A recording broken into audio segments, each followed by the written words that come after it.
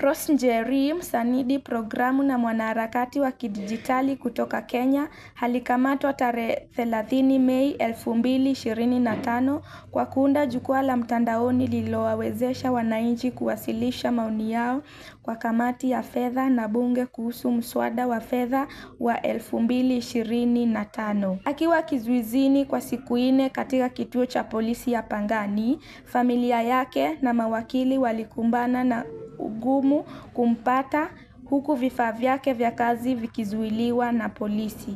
Friday and then knowing there's a long weekend, I think that is very unfair. Kukamatwa kwake kulisababisha malalamiko kutoka kwa wanaharakati. Maandamano yalifanyika kushinikiza kuachiliwa kwake, yakiongozwa na mwanaharakati mashuhuri baada ya kupewa dhamana ya shilingi 100,000 tarehe 3 Juni mwaka wa 2025. Historia ya Njeri nimesikia ati ameshikwa juu ya finance bill. Kuongea ukweli haijanibamba kwa sababu serikali haijafanya vizuri kumshika. Huyo msichana alikuwa anajaribu kupigania haki za wananchi. So mimi kwangu naweza sema huyo msichana atafutiwe justice. Njeri alisema tukio hili limempa motisha zaidi ya kuendelea kupigania haki kupitia teknolojia.